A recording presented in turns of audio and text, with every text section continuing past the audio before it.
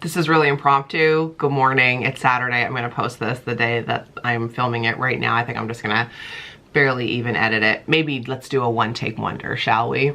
But today is a really exciting day that I wanted to share with you because this whole process has been shared with you.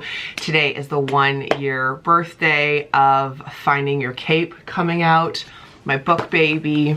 This bad boy had a course correct and achieve greatness when things don't go as planned came out 1 year ago today.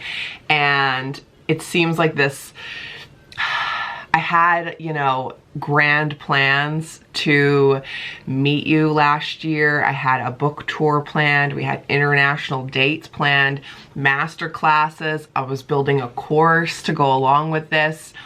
And then we all pivoted together. But this book is all about pivoting, and it's all about what to do when life doesn't go as planned. Enter 2020. Like, I couldn't have predicted or planned writing this book or it coming out at a better time. This book is filled with stories about how I have taken extreme changes in my life, unexpected twists, turns, tragedies, how I've pivoted, and what's helped me. So it's part my story, but more of it is part research-based and it's part actionable advice, so that whatever you're facing, this book will help you. It has, you know, tips and tricks from things that helped me around the house, how I left my job on a #1 morning radio show and started my own business to support my late husband and my son with special needs, how I pivoted once Jeremy took his life, and how I have just used my cape, this metaphor that I came up with in memory of my dad, which also today is his birthday, which is why the book came out today. That was very special to me. This idea of the cape is something that you have with you all the time, like a cape on your shoulders. If you listened to Finding Your Cape, the podcast, especially season 2, we go through every single chapter of the book. So what I envisioned in doing that was someone getting the book, either they hadn't read it before or they were reading it again, listen to an episode, read a couple chapters, listen to an episode, read a couple chapters, and each episode has marathoners in the episode asking me questions about it. And it was really so cool to hear how everybody envisions their own cape, because no two were the same. Also, we didn't have any crossovers when I asked what your favorite superpower would be. If you could have a superpower, what would that be? So comment down below and tell me what yours would be. It was just wild to me that nobody shared the same one. So I've been thinking about today a lot, and if you watched my last video, you know that I have been struggling, and I think a lot of people have been, with COVID fatigue and just this time in our lives where so many of us are at home. I know I have a lot of UK viewers or people who live in different provinces or different countries where you are in lockdown, and this has, like, it just feels like this is just brimming with things that I hope would be comforting for you, that you would find helpful. And honestly, as I've been struggling in this last month, there's been a few times where I've been like, okay, let's go back to the lessons in your own book. How to get quiet, how to take care of my health, how to listen to my intuition, listen to my cape, call on my cape, especially when things have been difficult. Going to university as a mature student is not easy. Navigating academia and the process, not easy. But I know my cape is strong. And for me, I see mine really intertwined with previous life experience and things that I have conquered, and also things that have crushed me. And, you know, my tears, my joy, my love, my loss, all of that to me, like, really propels me forward. You know, as Glennon Doyle says, we can do hard things. And I say that to myself every single day. We can do hard things. But for me, my cape, like, reminds me and helps me push forward. So it really is about how to course correct and achieve greatness when things don't go as planned. Nothing is going to plan for anybody. If you had said to me at the book launch last year, like, oh, are you excited to start university? I would have been like, you're talking to the wrong person. Like, it just, you know, it wasn't on my radar. So who knows where you'll be this time in 6 months or in a year.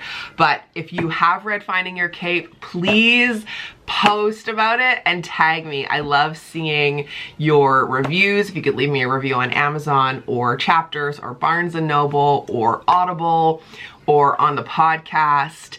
It's a weird thing to release a book and then go into quarantine, lockdown, COVID land, because, you know, I was relying on online reviews and things to tell me how much it was helping you and what you enjoyed. And, you know, there may be other things in the future that look like this with different titles with my name, maybe. So I'd like to know what you like, what helped, what would you like more of? Could I be any more non-vague? But I thought something super fun in this video would be, I designed this cover. Fun fact, I just designed it in Canva, if you use Canva. And so I designed how it was gonna look, and then my dear friend Jess actually did the like magic of making it formatted to look like this and make it look pretty, that it would fit, you know, the things. But there were other covers, and I had another one that I almost went with, so I thought I would share that with you. So this is what the other option was that I liked, but I decided to go with this because it seemed more serene. And I always thought, like, again, when I was writing this, it was 2019, if you're like in an airport and you pull this out of your bag, or you're in a, say, a very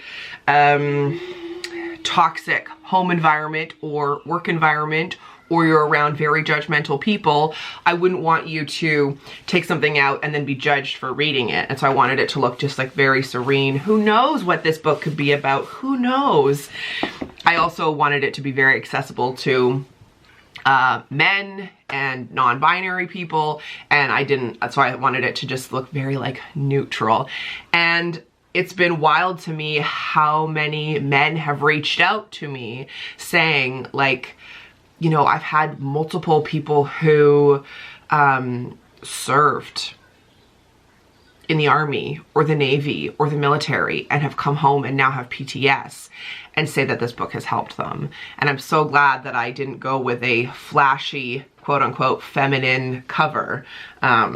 Anyway, that's beside the point. I could do a whole video on just like reading and crying over your reviews, but I don't know who that would be good for. I just wanted to say thank you if you've read the book, if you've supported my book and the podcast, and if you have given it as a gift. I know so many people have, and that was so cool to see at Christmas. Or if you read it in your book club, like, oh, it made me so excited. If you have a book club and you read it, can I come to your Zoom? Can I just like show up? Like, oh my God. But thank you for supporting Finding Your Cape. Thank you for trusting me and for taking a leap and for finding your own cape and for using it to propel yourself. Another amazing thing to see is people who have read the book and then they have taken the advice and they've put it into action. And I have goosebumps thinking about the things that then you share with me that you've gone out and you've done, like you've conquered with your life. It is so, gets me excited.